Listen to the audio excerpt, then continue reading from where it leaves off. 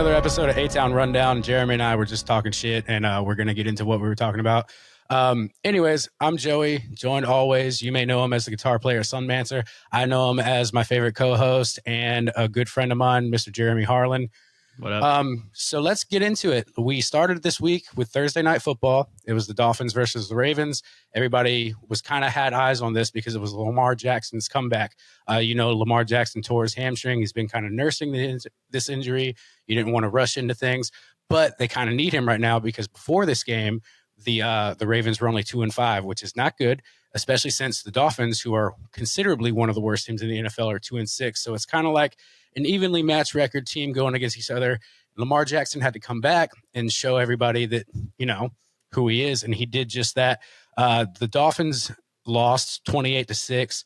Jackson completed 18 of 23, 204 yards, and threw 4 touchdown passes, which is almost kind of what Tua did against the Falcons. And we'll get into that in a little bit because when you look at this on paper from a Falcons fan's perspective, it does kind of piss you off because everything the Ravens were able to do in this game against the Dolphins, I kind of think we should have been able to do. And it really upsets me when they go on and play a team and that team just dominates them and makes them look like fools, which is what we should have did. And we just, for some reason, couldn't close that out. But we'll get to that in a little bit. The Ravens just they have good coaching. I think that's the difference. Yeah, and I think that could be the end all. Their defense was awesome. The Ravens defense forced three takeaways, which is key given how they haven't been looking good lately. So to be able to get 3 takeaways was really key for them. They did have a slow start in the first half for the run game, but then Derrick Henry came to life. Derrick Henry got 119 yards off of 19 carries. So yeah, I mean, that really puts the Dolphins to sleep right there. Miami actually outgained Baltimore in the first half, but then they had so many mistakes. They had fumbles, they had false starts, and all these turnovers and everything. Like the Ravens were able to turn it into points. So like I said, it's the first game back for Jackson, and he really made it count. He was also speaking in the post-game conferences about how coming back, moving forward, every game counts. Every game is a win or go home, especially when you're 3-5 now. So yeah, for the Ravens right now, and this also goes back to what I was saying with the MVP hunt. I said earlier, a couple episodes back, that Lamar Jackson is so good that he could come back from his injury and potentially be an MVP candidate. And with a game like this, I don't think I'm wrong in that conversation. Definitely not. I think there's plenty of time for him to get back into the conversation. And them being 3-5 right now, especially with all of the shit that they've had to deal with so far in the season, isn't really that bad. You look at their schedule coming up, they've got a lot of games against, they still got the Bengals, I think twice. They still got the Steelers twice. They got the Jets. They got a lot of games in front of them that they can win, especially with Lamar Jackson being back. And not just that, Mark Andrews was looking stellar out there. Mark Andrews, I mean, it's classic. Jackson and Andrews have been buddies and go-to for each other this entire time they've been playing together. And it really showed. Andrews got 2 touchdowns in the first half. And, a tight end is something you need to be able to rely on for more than blocking. I hope I'm saying that loud and clear. A tight end is somebody who needs to be a deep threat out there, who needs to be given the ball to. And they did exactly that. And then, you had Derrick Henry showing out. It's great. It's a momentum shift that they need, and I really do think because of this, you might be, I know I'm speaking too early, but you might be able to see the Ravens in the playoff for this, especially if they keep coming back this strong against more opponents in the future. So I love seeing it. I love that Lamar's back. It's good to see, the Ravens turning their thing around. We'll see how long it lasts. You never want to get too excited in football because coming back from an injury, it always stems there could be another injury around the corner. And then if Lamar gets hurt again, then what do we do? So even though you do have to play more aggressive right now, you do have to set the tone. You do have to try to find your way into the playoffs after this. You still do have to be cautious about a quarterback that just came off from an injury. But if anybody can do it, I think it's going to be Lamar Jackson.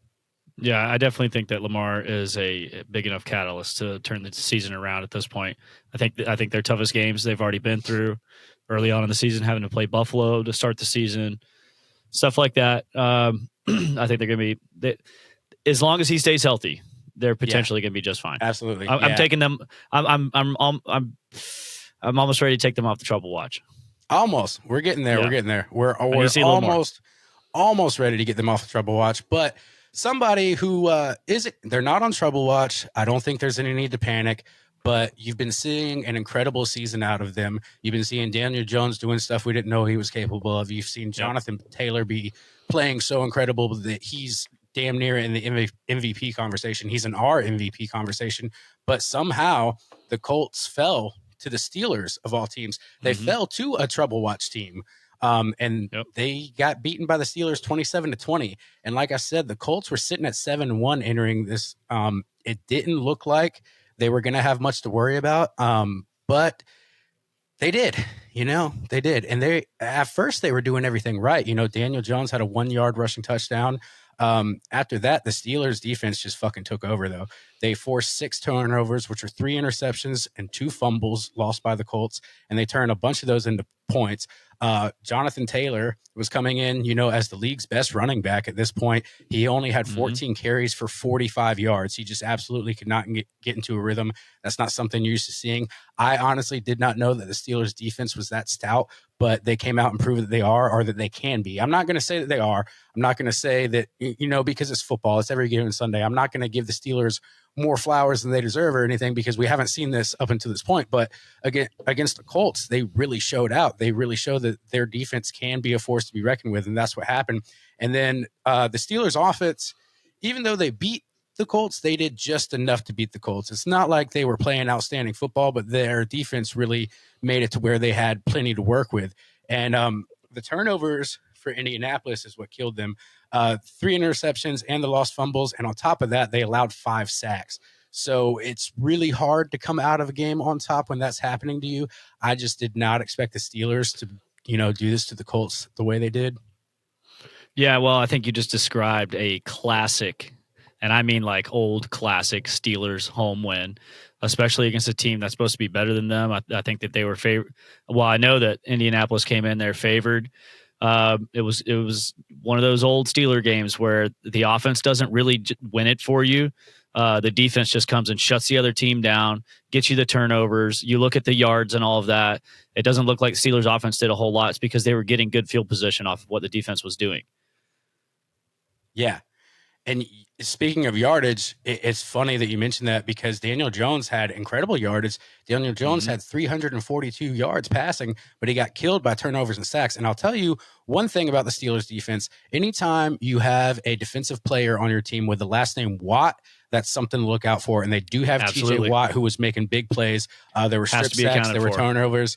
The Steelers looked kind of like the old version of themselves for a minute, but I do think that the Colts can bounce back. I mean, they were dominant up to this point, but every team does have a breaking point. The only thing the Colts really have to watch out for is, did this game open up holes in their scheme that other teams are going to catch on to now? Like, is this the game that makes other teams be put on notice that, like, hey, if we just do this, if we just, stop the run, if we get into these holes, if we shut this guy down the way that, Pittsburgh did, I wonder if this can turn the Colts season on its head in a bad way, Yeah, potentially. Let's see what happens with them next week going to Germany and play Falcons. I mean, they could be one of those games where, they get a little cocky and they're like, that was just a little hiccup. It was the Steelers at Pittsburgh. It happens. And then, you come in and all of a sudden you got 2 straight losses and people are starting to look at you a little bit differently, but we'll have to see. I mean, I still think the Colts are one of the best offenses in the league. Mm-hmm. Yeah, absolutely. They are. I think I've read it. I think this might be a correct stat or not, but I don't think the Colts have actually ever beaten Pittsburgh at home, if I'm not mistaken. I could be wrong there. But even in the Peyton Manning era. I mean, in the Peyton Manning era, they had their last great defense that we've seen.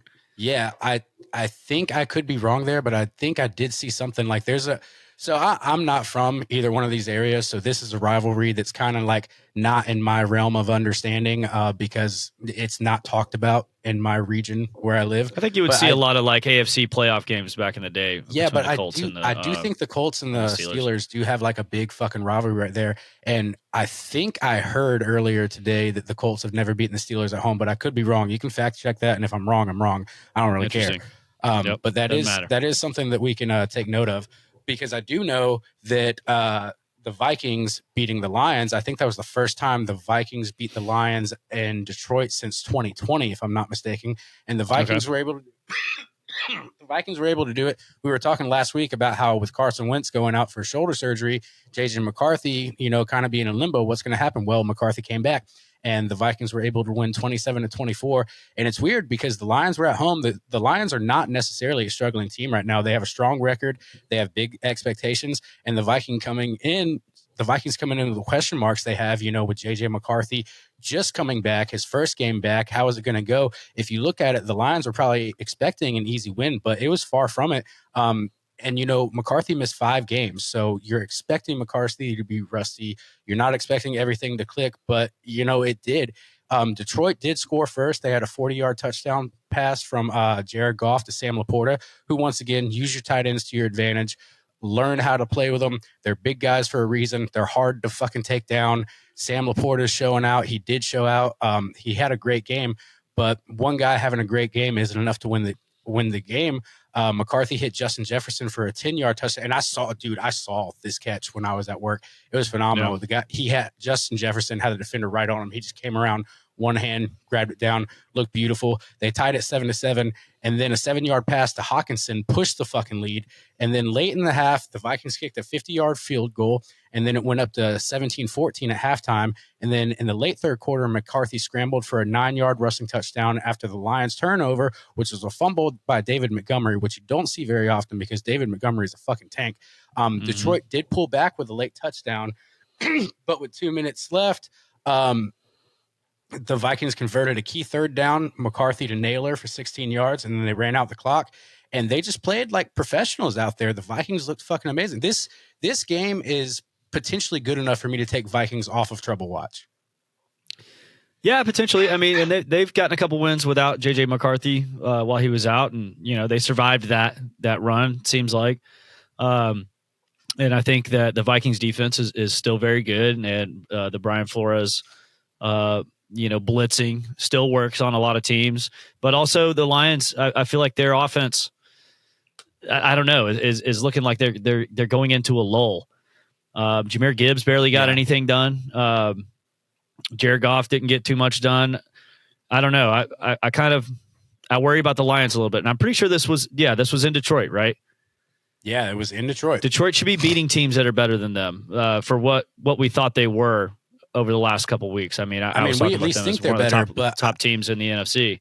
I do remember earlier this season where Detroit had a loss, and I said it on here that Detroit has a big problem closing games. They don't have a problem getting the game going and having things go their way, but they have a problem closing, and I think that's exactly what got capitalized on in this game against the Vikings.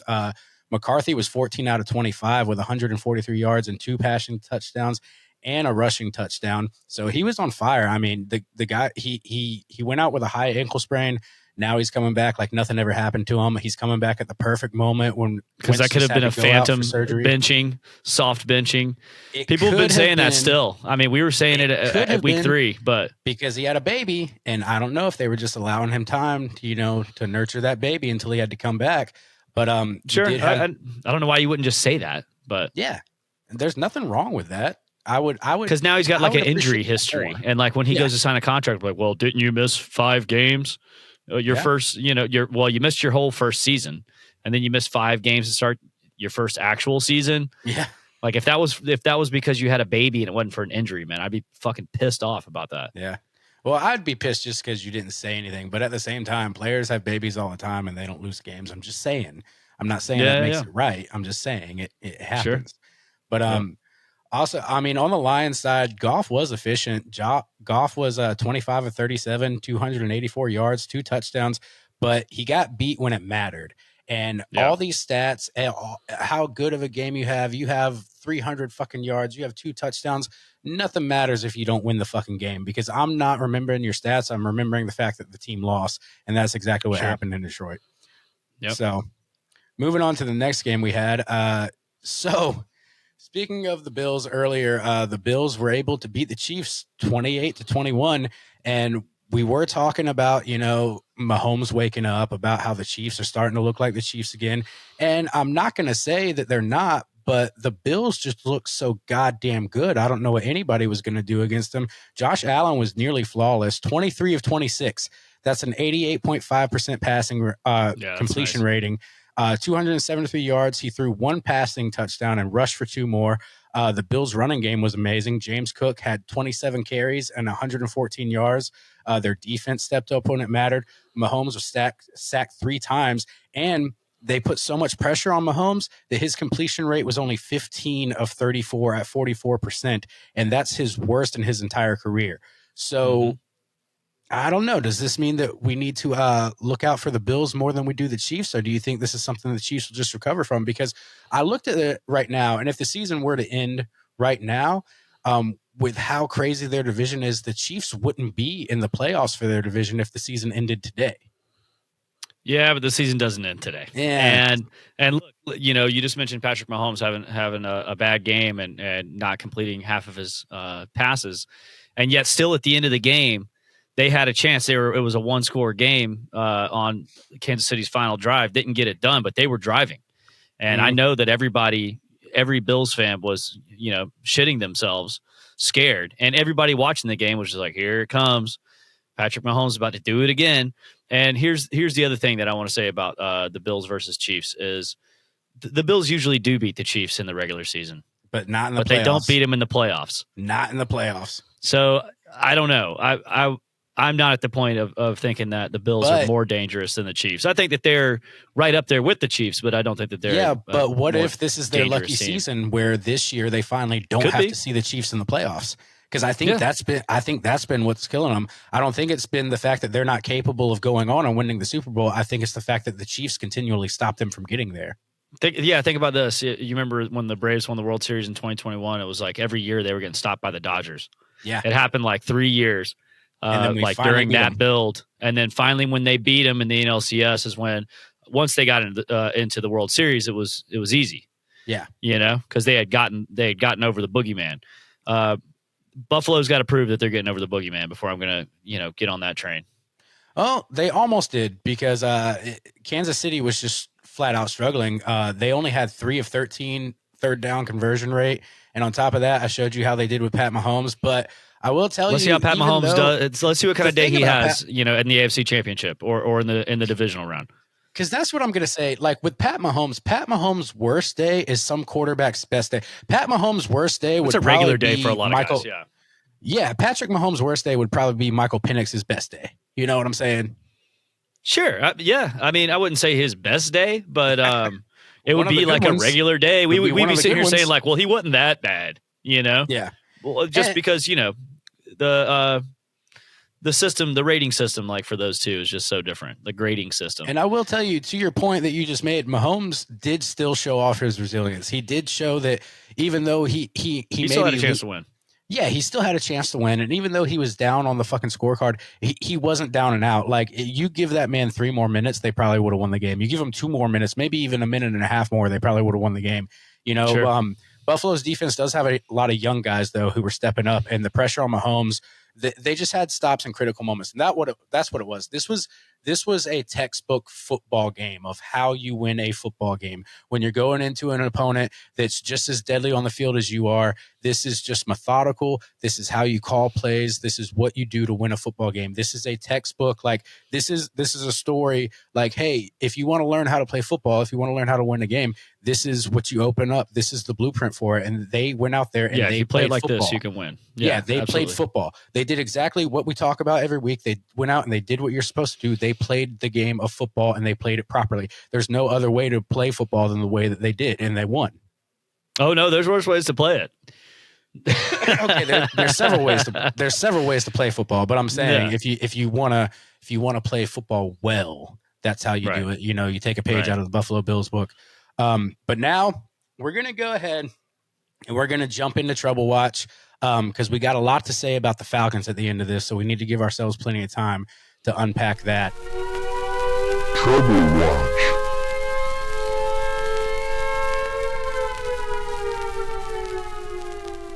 I wanted to start out the Trouble Watch this week. I am going to start with the Bengals. And I know I put them on last week. They're still there. Now they've lost to the Chicago Bears. The Cincinnati Bengals have lost to the Chicago Bears. They have dropped to 3-6. This is their worst start since 2020. Joe Burrow is still sidelined. They're currently relying on Joe Flacco to carry the load, and it's not exactly going their way. And defensively, they're getting carved up. In the Week 9 loss to Chicago Bears, they allowed 576 total yards, marking their third straight game with 500 yards allowed, or over 500 yards allowed. And even with the bright spots offensively, Flacco did throw for 470 yards in this game, but it doesn't matter. Because once again, what the fuck do these numbers matter if you're not winning the fucking game? I agree, but like their biggest problem is it's not Joe Flacco, and like even if they had Joe Burrow, like good luck winning this game when your defense gives up that many points. Exactly. In back-to-back weeks. And I was talking about Cincinnati's offensive line a couple weeks ago, and it's like, apparently they're doing enough. I mean, because they're scoring over 30, 35 points a game here recently. And I mean, if they're making it to where Joe Flacco can throw over 470 yards, like it's not the line's problem. The defense is the real issue because the defense is making Caleb Williams look good. Yeah, the offense. Like this is probably his best game of the season outside of maybe that Cowboys game. But again, Cowboys have a shitty defense. I mean, I'd have to say that the Bengals defense is worse. Yeah. But the Bears, I mean, they're stacking up wins against shitty teams, man. Like they're putting themselves in a position to say something in the wild card race. It really is the defense because the offense is producing plenty. But if you're giving up 575 fucking yards, like that's bad. It's unbelievable. That's real fucking bad. At the same time, I mean, I guess Chicago was giving up a fuck ton of yards, but it's Chicago. Yeah, Chicago sucks. No, I agree. Shout out to all my Chicago homies that do listen to this. Chicago, great city. Terrible team, terrible quarterback. Chicago's so great, we all moved to Atlanta. Yeah, exactly. But with the Bengals, this really does shrink their playoff hopes. Now they're sitting at 3-6. The AFC North is really tough right now, so I don't see them getting into the playoffs. And like I've continually said, if I'm Joe Burrow with this record and how bad the defense is doing, I'm not going to go back out there and risk getting hurt again. He probably will. I mean, in all honesty, if you're healthy enough to play, play. But I don't think he should. And they've got so many. Ride big this names. Out with Flacco. Get They've you got a so draft many pick. big names on the Bengals too. They've got Jamar Chase and T. Higgins. You expect playoff battles, but you're not going to get one with this defense. So that's why Cincinnati sits at the top of the trouble watch this week. Yeah, get you some draft picks and fix that defense for when Burrow comes back. Yeah. All right. And next on the trouble watch, I got the Green Bay Packers. And it's kind of weird to put the Green Bay Packers on here because starting off the season, I had them as Super Bowl contenders. I thought they were going to be, unstoppable. And mind you, they do still sit at 5-2 and 1, and the one being the tie against Dallas. But the Packers lost at home against the Carolina Panthers, and they were 2 touchdown favorites in this game. Jordan Love threw for 273 yards, but he had 0 passing touchdowns, and he had an interception. And this is the first time all season he didn't throw a touchdown, and that happened against the Panthers. And the Packers went 1 for 5 inside the red zone in a game that should have went their way. I mean, it's Carolina, and you're playing Carolina at Lambeau, but I'm starting to realize Carolina is not the Carolina team we thought that they were going to be going into the season. They're actually not that they're bad. Better than what we thought. It pains me to say this, but as far as NFC South, I see, Tampa Bay and Carolina, that's going to be a hell of a fucking game. Yeah, I'm looking forward to that one too. And I think Carolina winning that one is, I think when they got their ass beat by Buffalo last week, right? And I think during that game, Chuba Hubbard was coming back, and the coach decided that it was going to be a good idea to split carries between him and Rico Dowdle, even though Rico Dowdle was tearing up the fucking league, over the last couple weeks. And I think this game, he went ahead and said, you know what? Rico's our number one. We're going to give him the lion's share of the running plays, and it paid off. Yeah. And speaking of Rico Dowdle, 130 yards and 2 scores. So he just scorched the Packers' run defense, which is another thing that I'm worrying about because I thought the Packers, solved all their problems, especially when it came to run defense. It doesn't look like they did. Micah Parsons, yeah. Yeah, and with Jordan Love, his yardage in this game was fine, but the lack of touchdowns, they held you to no touchdown. Almost threw a pick in the end zone, and Carolina dropped it. And while 5-2-1, 5-2-1 on paper is all right, but when you're losing games that you should win, that's how like 5-6 and 6-7 starts happening. This is how everything goes downhill. And lately, I haven't seen the Green Bay team I thought I would, so that's why these guys are on trouble watch. Doesn't mean they'll stay there, but they're on there. Right, I'm with you. So next, I got it's surprising that I have them on here because they do have a winning record, but it's just the game that they had that made me put them on there. Because granted, I'm talking about the Chargers right now, and granted, they did win 27-20, but they won against the Titans, and the Titans were slicing them up. They were making the Titans look like real contenders out there. Their offense, Titans probably the worst team in the league, by the way. Yeah. Yeah. And on top of that, they sacked Herbert fucking 6 times this game, you know? And my thing is, if you're playing this way against the Titans, what's going to happen when you have to play real threats, especially in your division that's so tight right now? Like, if this is how you're playing against the Titans, you're really in trouble. Like, granted, like I said, you did come out with a win, but it was an ugly win. And I know a win's a win, but when you're playing this way against a team like Tennessee, that puts a lot of worry into my mind for you guys, because you're not clicking with the guys you've been clicking all year. You're getting sacked left and right, and you're squeaking out a 1 touchdown victory against the Tennessee Titans. Yep. No good. So, like I said, they sit at 6-3. But the AFC West is tough, you know, and right now they're the heart of it. But, you know, winning aside, you don't want your quarterback under that much duress. And Herbert's amazing when he's not getting knocked around. But what's going to happen when he starts getting hit more against bigger guys, against better teams? I don't see this going their way unless they fix the holes they have in the offensive line, and they've got to protect Herbert, or this is where the trouble starts and stays. Yep, I agree with that. And if there's anybody else you want to add on here, or anything else you want to point out, New York Giants, too many injuries. They're looking like they're in big trouble, even though they were kind of, you know, exciting for a couple weeks. Mm-hmm. And then I think their year is just done. I think it's just they're in rebuild mode. We're seeing them in the midst of rebuild mode. Right now, they've only really got 2 players to get excited about, and that's Jackson Dart and Cam Scatterboo. Scatterboo's probably going to miss the rest of the season. Yeah. But that does give me hope for, you know, like, with their record, they should be able to get some draft moves. They should be able to sign some people. I don't really necessarily think they're hurting for money in a bad way either. So let's see what they can get. I don't know. But I think next year you're going to see an entirely different New York Giants team. Unfortunately, with them, that could be an either way thing. You could either see them get better, or you could potentially see them getting worse. Yeah. I mean, look, they've got some exciting guys like on the team now, and maybe next year more people want to play there. Like Neighbors will be coming back. I'm not going to say that they're out now, but it's very grim for them as far as like getting into the playoffs. And seriously, just because of the injuries. Like, I think that they would be a good enough team to make some noise, like trying to get into the wild card. But who's winning that division? I don't know. I'm only paying. They're in a division with like the Eagles. Oh. Yeah, so they weren't going to do that. The only reason we didn't see a fucking tush push this week is because they had a fucking bye week. Oh, thank God. It was so nice. First week without a tush push all season. You won't hear me bitching about it today. Or I might. No. We don't need to do all that.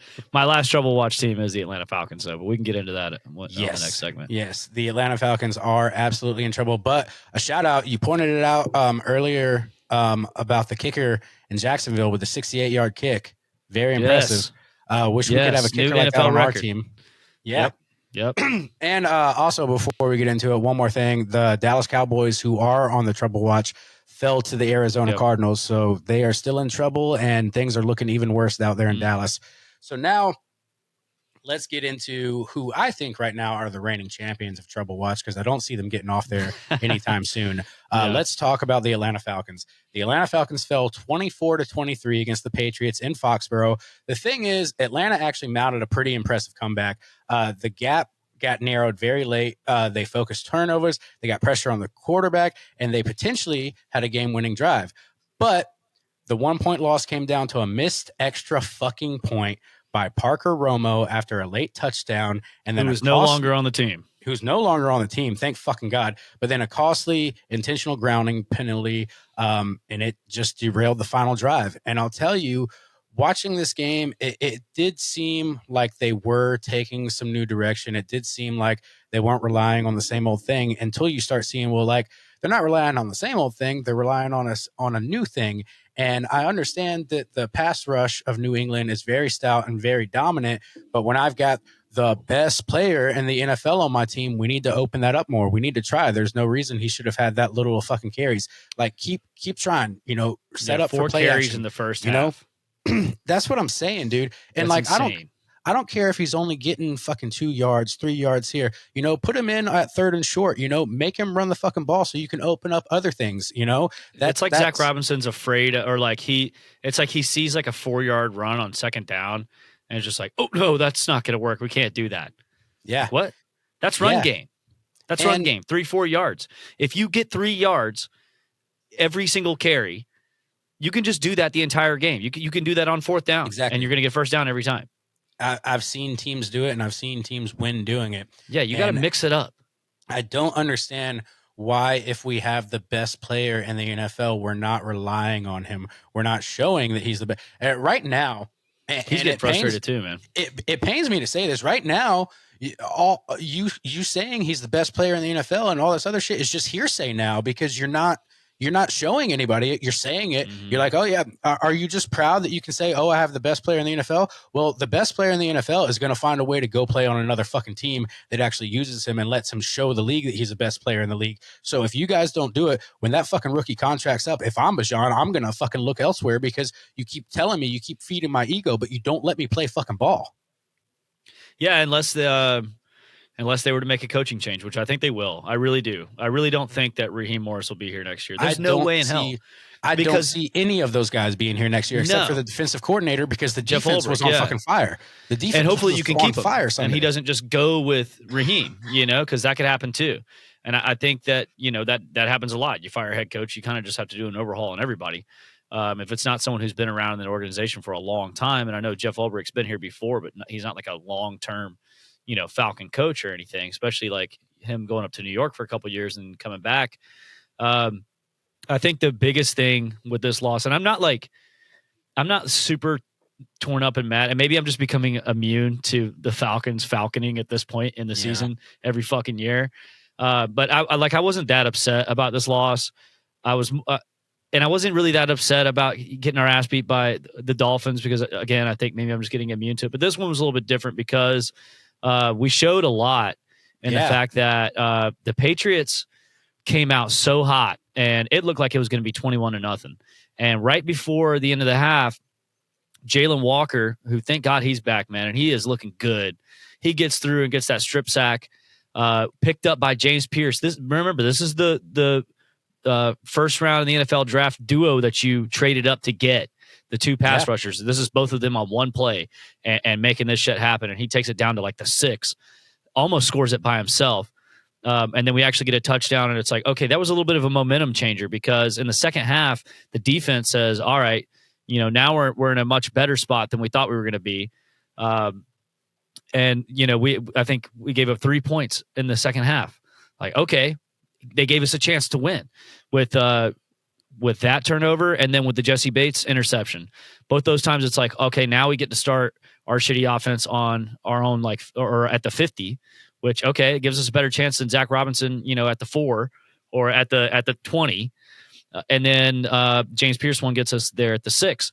So the fact that we took advantage of those moments was great. But I think the biggest infuriating thing about this game, dude, is we had it because we almost had the win, because talent wise, this team's we're up there with the Patriots.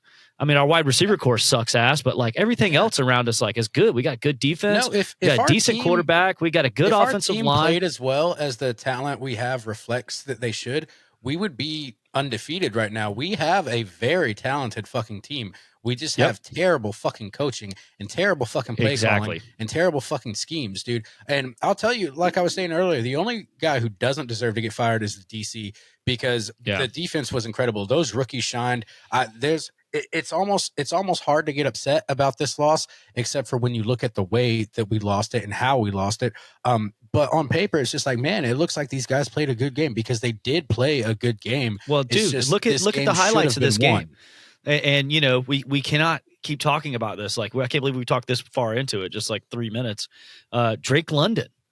Yeah, was unbelievable. He was the best player on the field for either teams. Yeah, he had a fucking hat trick. And which, you know, for Falcons, we never get to see that. We've always had great wide receivers, but we never get to see them like actually score touchdowns like that. No, and he was making crazy plays, man. And it's going to be one of those situations where, like, you know, you put all the eggs in the basket for Penix, and Penix needs to turn into this quarterback where we see him being a 7 to 10 year player, where we see him being a franchise name, because we could. I'm not sold on that yet. No, that's what I'm saying. I'm not sold on it either. And he has to transform into that, or we're going to get stuck in the same shitty situation that we always do, where we have the talent, we have the players, but there's just one big missing piece. And the one big missing piece is fucking holding you back. And I honestly think, and I don't think it's a secret around the league anymore, that the big missing piece right now is coaching. I'm serious. Like, that's why you lose games like you do in Carolina. Like, yeah, we talked about Carolina looks a lot better than what we thought in week 3, and they definitely do. But they don't look 30 to nothing. I'll give them that. They but don't look 30 to nothing is absurd. Yeah. Like, you can't do that. And then the Dolphins loss. You know, like, you saw what the Ravens did to them. They made them look like they're supposed to make them look like. But not they us. played them and the I think way that we're supposed to play them. It's our coaching, man. I want to go ahead. You can kind of blame that on Kirk Cousins in a way, but he can't take all of the blame because the rest of the team around him played like trash. Yeah, and look, there's something to be said about that, and how, like, okay, we had a chance, and you look at the stats, and you're like, damn, it was all Penix to London. Penix. I think Pitts only had like 3 targets or something. But see, the thing is, when it's not Penix to London, because you saw what happens when London is injured. It's either all Bijan or all London. We don't use any other fucking Mooney, players. You're not seeing anything out of him. Sills or whatever his name is. Yeah, nothing. Just like running the ball is going to get Casey stale, Washington. and it's already gotten stale. Yeah, the biggest hole on this offense, outside of Zach Robinson, which is a massive gaping black hole, but outside of that, it's your wide receiver core. And I would love to have seen the Falcons maybe go out and just get somebody to go behind Drake London and be like, okay, that seems like a number 2. Well, the trade deadline ended at 4:00 today, and the Falcons did nothing. We didn't do a goddamn thing. We picked up an offensive lineman from Cincinnati but worries me a little bit. Now they picked him up just like as a free agent. But it worries me a little bit because what are they saying about our offensive line depth? And I know the guys are banged up right now, but it's like, are we that worried? Are we going to see that somebody's out? But also, what does that say? Going because to Germany, this guy's a free agent from the Bengals, and the Bengals historically have a bad offensive line. Who did we just get? And not just historically, but like this year. Yeah, exactly. Who do we get? But I think this is just like depth. And I think the reason they picked him, I heard earlier today from Joe Patrick, was he was actually at Falcons training camp in 2024 and got cut, which was still the Zach Robinson offense and offensive line schemes. So it's like at least he has some familiarity with what they're doing. And I don't think that Zach's offensive line is bad. I think his fucking play calling sucks ass. Yeah, and let me bring up something, dude. This shit is so fucking infuriating, dude.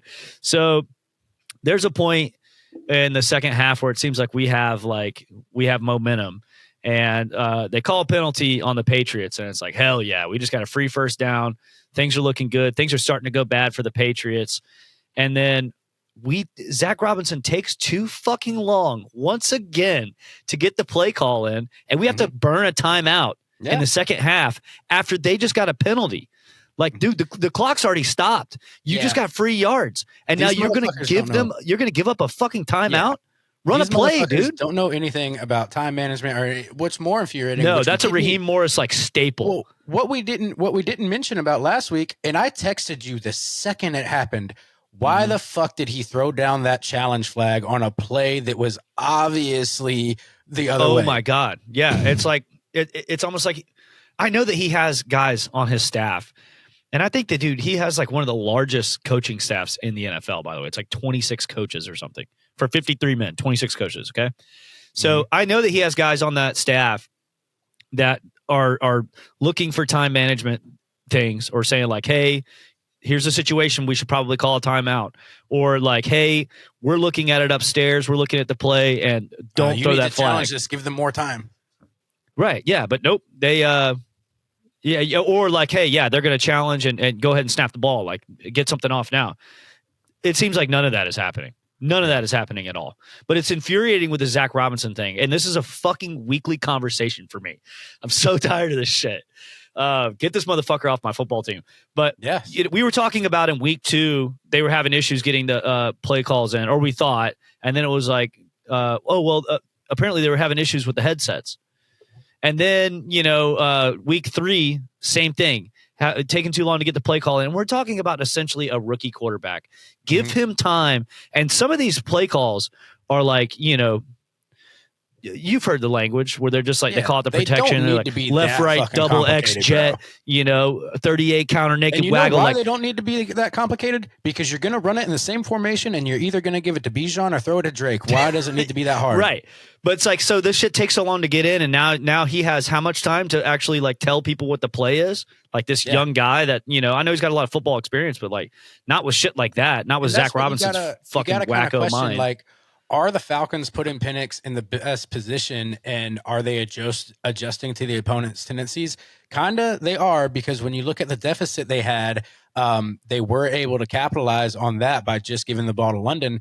But how long can you go to the same well, And are they simplifying Michael Penix, or are they actually playing to his strengths? That's what I'm worried about. Like, is this a dumbed down version of what he's capable of, or is this the best we have? It's hard to tell because again, I think everybody knows that it's the coaching, and you have to know that the players think that. The problem is too, what if we're sitting here saying coaching, but what if there's more to it? What if this is the only way Penix can play football? Maybe, but dude, it's hard to tell. It's like 10 games in. Yeah, I don't look. I've been pretty candid about thinking like that Penix seems kind of regular. And it doesn't really feel like the team is excited to get behind, like playing with him. Like, hell yeah, I'm going out there and I'm playing with Josh Allen, or hell yeah, I'm playing with Patrick Mahomes. Yeah. Like, we're gonna have fun. Well, he doesn't have any. Nobody's thinking yet. like that. He's too new to the fucking league to have any type of identity like that. And he's not a very like flashy player outside of the football field. He's very quiet. He's very docile. He doesn't cause much. He doesn't give you much to talk about. I don't think people get stoked to like, hell yeah, I got to go play with Jared Goff. But like Jared Goff is clearly like good enough to run your offense and manage the game and show up and do shit that he's supposed to do. Yeah, exactly. And I think Michael Penix. Let's talk about this, dude. The whole the intentional grounding thing, like that completely derailed a drive that was gonna win the game. And I know I know. Like the circumstance was Newsel snapped the ball early and you can see it. And Penix like isn't even looking, which means he didn't call for the ball to be snapped. So what Raheem was saying in the press conference was, well, they were simulating our clap, which if the Patriots were doing that, trying to simulate our clap, and that's illegal.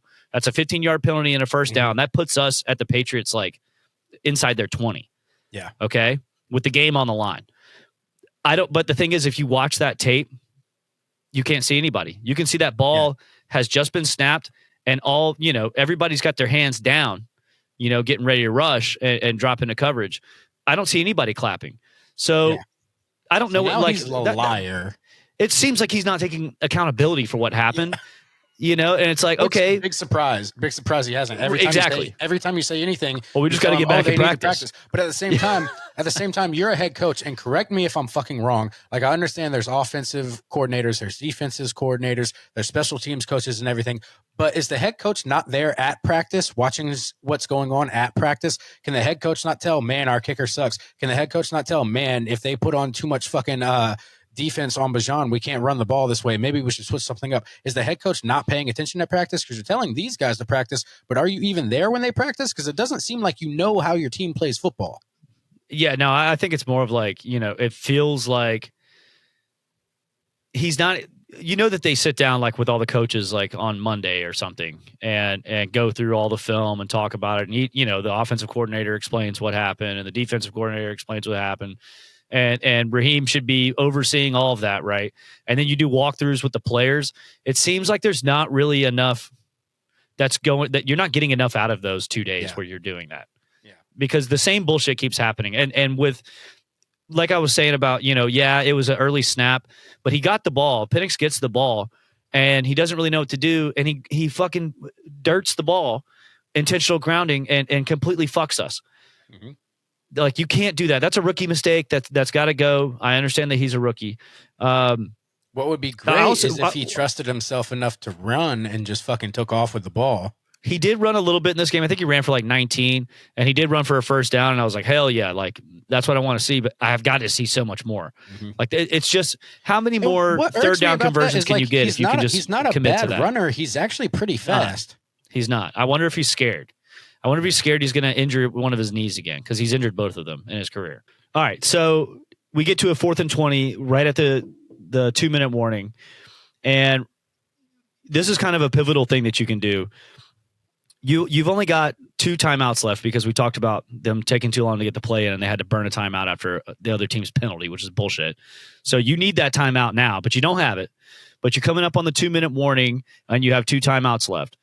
So what they decide to do is punt the ball, which takes it to the 2-minute warning, which any kind of turnover would have stopped the clock anyways. Mm-hmm.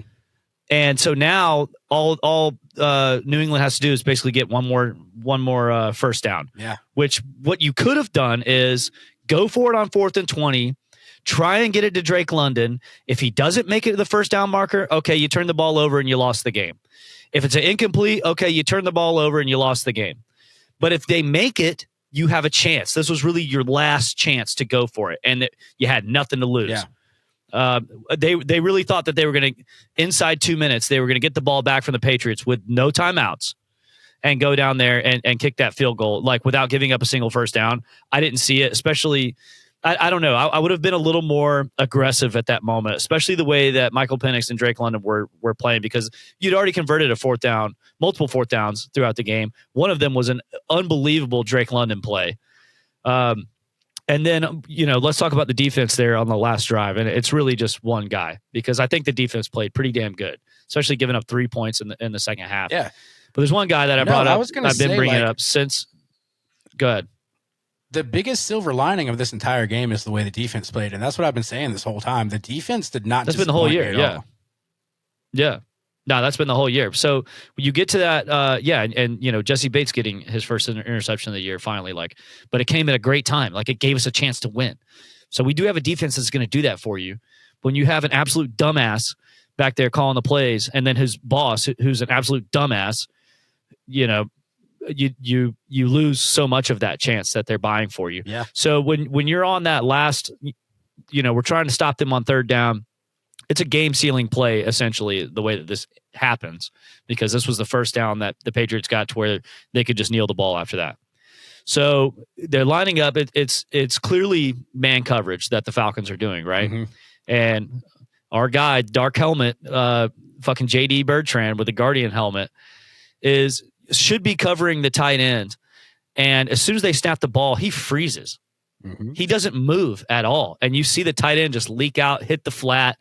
And JD Bertrand gives him 6 steps before he even starts moving his body in that direction. And then that was the first down that really sealed it. To me, God, that dude, we've got to do something about having him in. I was hoping we'd have Troy Anderson back by now, but Raheem Morris is saying it's not even time to start talking about him coming back yet. Yeah, no. So the inside linebacker, the depth there is not good. But whoever we have behind him, I would like to see them come out, because JD Bertrand sucks, dude. Yeah. No, absolutely. But no, real quick, what I was saying before your mic cut out was, you didn't see the Jaden Daniels fucking injury? No. Dude, Jaden Daniels completely got his elbow dislocated playing for Washington against Seattle, dude.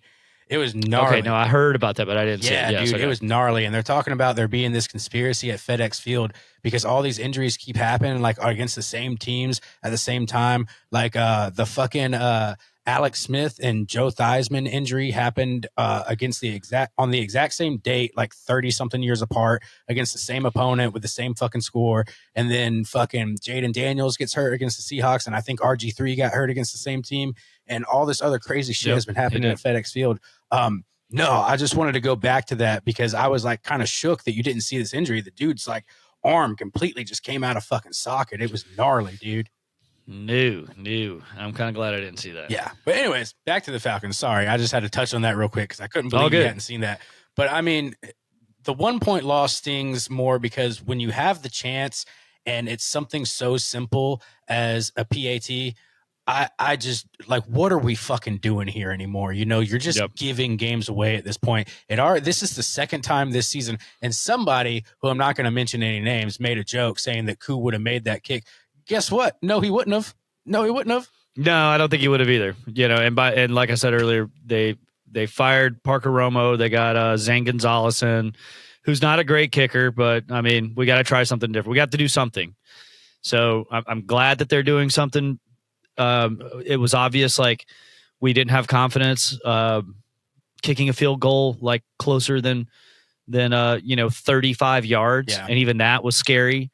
I mean, we can't even make a fucking PAT. Like, I would have whatever they saw out of Zane Gonzalez at tryout, like this week, and him showing up. It's like, it better have been, I want to see 15 extra points hit with no misses, and then let's move out to a 30 yarder, and let's see 10 30 yarders with no misses. Like, can we get that? Yeah. Like, because we can get to that point on the field. I'm not asking for the Jaguars kicker to come out here and hit a 68-yarder. But that's going back to my point. That would be awesome if we could, but that's going back to my point. Like, is the head coach not a practice? So you're telling me that Raheem never noticed that Koo was off this entire offseason? He's not noticing that because trust me, if Parker Romo is missing in games, he's missing at practice too. I don't think he's missing simple PATs in practice, but there should be some glimpses where it's like, man, we really got to fix this problem. So it pains me more than ever that now one of our biggest problems is a fucking kicker. That the only thing not the only thing, there were other things, but the main thing that kept us from winning on Sunday was a fucking PAT. Like like that would have only gotten you at overtime, by the way. I mean, yeah, I know everyone's saying like, oh, we only missed because of that kick. It's like, but the extra point's not guaranteed. That's why you have to kick it. This is an NFL blitz where you just, press, I'm not going to go for it. I'm just going to take the extra point, and you just get it, Yeah. If anybody remembers that. But I'll say like, it's weird for me. I would rather lose in overtime than lose in regular time because of a missed PAT. Dude, totally. I totally agree. This just like the Buccaneers game week 1. Mm-hmm. I would rather have seen us have that chance because it felt like we had a chance, and especially in games where you come back, and where it looks like you're getting your ass beat. It's the same story. You're mounting a comeback. As week 1. It's the same story. But with a different kicker. So it's like, one guy got fired for that in week 1, and another guy's going to get fired for it in week 9. It's like when they change actors on you on TV shows and expect you not to say anything. Yeah, exactly. Yeah, sure. They just recast them. But I mean, keep recasting them until we get it. Yeah, maybe we go and we find that next guy. Maybe Zane Gonzalez is going to be, holy shit, we finally found someone that we at least can count There's on. a lot of social media clatter going around about giving Rodrigo Blankenship a try. Yeah, I don't know why not. Yeah. Dude, he's posting videos all the time of just like kicking crazy ass field goals, like recreating historic field goals and shit. I mean, I don't think Rodrigo would have missed a PAT, but I mean, he might. If he plays for the Falcons, he might. So, like, I guess he's like playing in the UFL or was playing in the UFL, like and he was like the leading kicker in the UFL. It's like, why not give him a shot? Yeah. Like, at least he can consistently. I don't know if the kicking game is that much different in the UFL than it is in the NFL. Did he bomb in Indiana like that badly? I guess so, dude. I guess so. I didn't really think about him after college that much. Yeah, me either. And then, until I started paying attention to kickers because I'd like to have one. Yeah.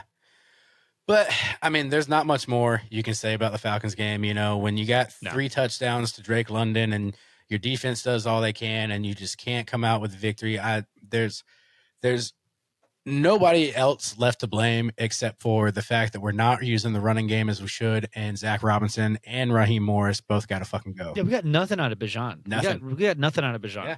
And I honestly don't think that it's Bijan's fault. Like, He's not the we one were calling the talking plays. about. No, he's not. We were talking about last week, how Raheem was saying, like, oh, they took away our lifeline. And it's like, well, I don't think it's that easy. Yeah. I don't think it's that easy to just take Bijan away. Now, if you're going to be extremely, predictable, and granted, we had Kirk Cousins last week, and we had no Drake London.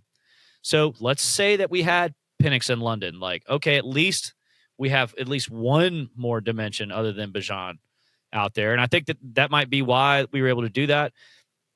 Well, I don't know. I don't want to take too much credit away from like Drake just being fucking insane. And Penix actually having some moments in this game that made him look like, okay, this dude might be pretty fucking good.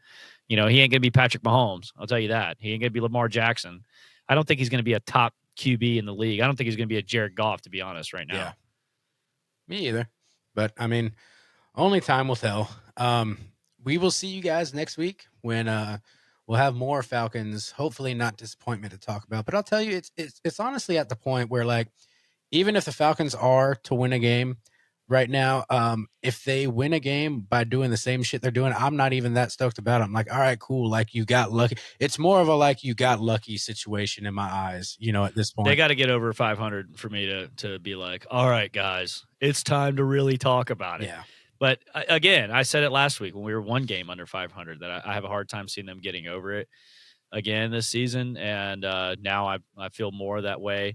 We got the Colts next week in Germany. You never know what's going to happen in these games that are overseas, and you don't know like what team's going to show up for either team.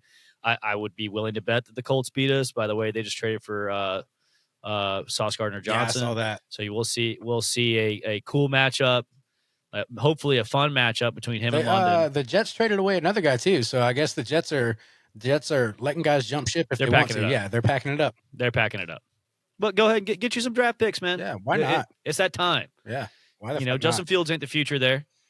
No, he's not. Unfortunately for him, he's been passed around so much, but I mean, it's just not. He's done. He's one of those guys that looks good in college, and then you get to the NFL, and it ain't that. It's like it's the age old, especially story. Guys that play like that. Yeah, exactly. And it's always weird how these guys who like weren't studs in college come out, and you're just like shook. You're like, where the fuck did you come from? I've never heard of you till right the fuck now. Well, they didn't play for one of these like super. They didn't play for Ohio State or an SEC team or anything like that. I mean, the only reason Matt Ryan was kind of like that. He played for Boston. Matt College, Ryan played for then, Boston College. Everyone knew he was good. I knew who Matt Ryan was just because he played in the ACC. But this wasn't when the ACC is what it is now. Like, it wasn't when the ACC actually had teams that are dominating in a way. By the way, Georgia Tech took their first loss. Talked about, and that was it. Yeah, they did. Georgia Tech took their first loss against NC State, which fucking sucks. But you know what? Georgia fans, they're still going to get to the playoff. It's going to come down. It's going to come down to the Georgia game. Georgia fans can say what they want, but guess what? We have the same record right now, so it's not like you're incredibly better. So shut the fuck up. But no, I knew about Matt Ryan simply because he played in the ACC, but that was the only reason. And this is before the ACC had like good dominating teams in it. But I mean, you think about it, the reason I didn't know who the fuck Josh Allen played for Wyoming. I didn't know who the fuck he was when he came into the league. Right. Yeah, exactly. Like, and that's, when you go out to get these quarterbacks, that's what you got to look at, not just like flashiness.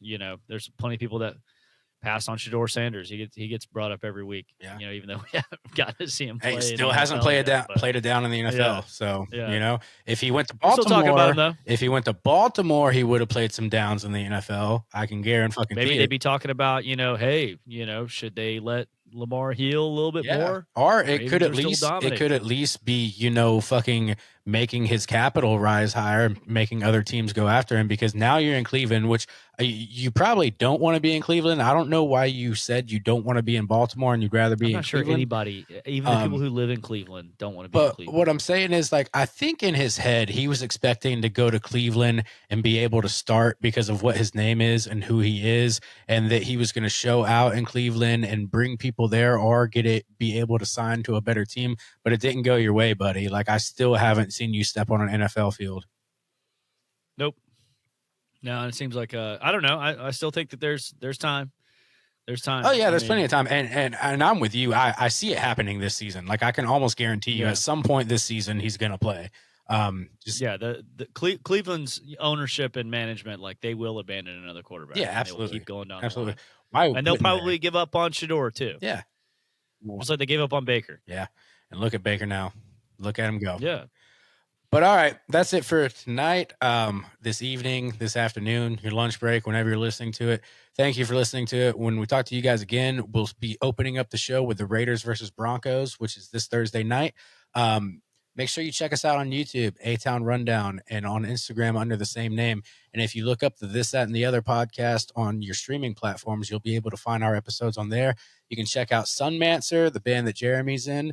Follow them, listen to them, give them streams, give them your money. Oh yeah, we got a show date coming up in Atlanta, Sunday, November 23rd. Sunmancer with Attila, come out and hang with us. Yeah, man. We playing later in the night. They're gonna be smoking turkeys all day. Y'all come hit us up. You'll be able to see Jeremy in Sunday, person. November 23rd. And that's right. You'll We'll also be able to talk Jeremy our looks disappointment. a lot bigger on the screen than he is in real life. But all right, man. We'll see you guys. Have fun. Peace.